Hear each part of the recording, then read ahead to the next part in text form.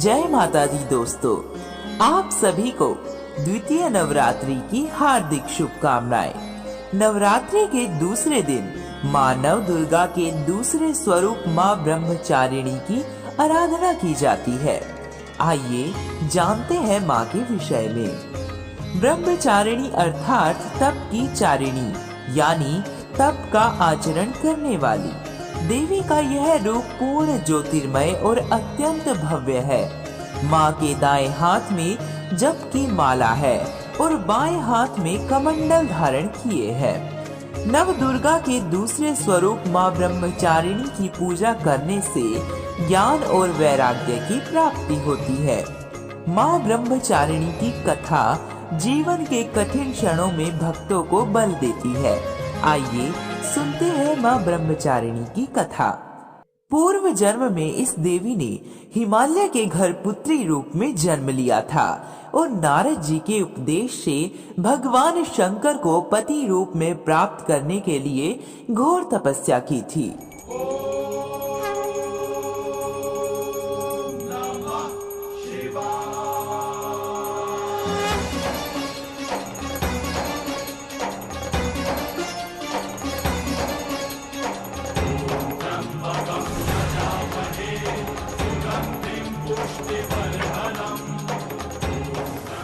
इस कठिन तपस्या के कारण इन्हें तपचारिणी अर्थात ब्रह्मचारिणी नाम से जाना गया। 1000 वर्ष तक इन्होंने केवल फल फूल खाकर बिताए और 100 वर्षों तक केवल जमीन पर रहकर शाक पर निर्वाह किया। कुछ दिनों तक कठिन उपवास रखे और खुले आकाश के नीचे वर्षा और धूप के घोर कष्ट सहे।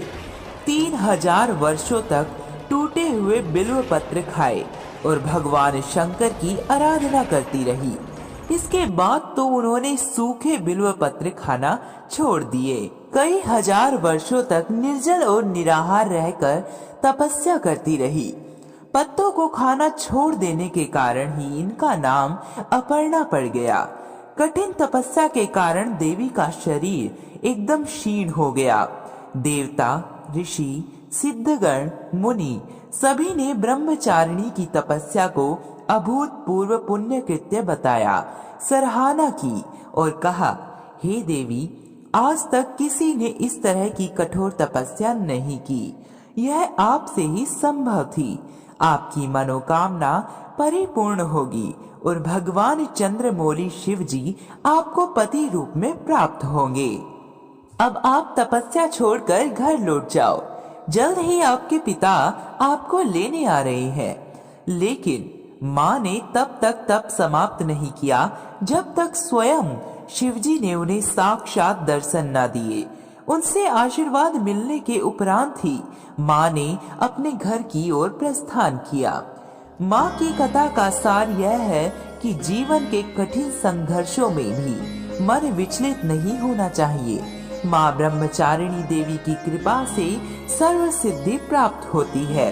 नवरात्रि के दूसरे दिन माँ ब्रह्मचारिणी की पूजा अर्चना होती है। दधानाकर पद्माभ्याम् अक्षमाला कमण्डलू देवी प्रसीदतु मयि ब्रह्मचारिण्यनुत्तमा।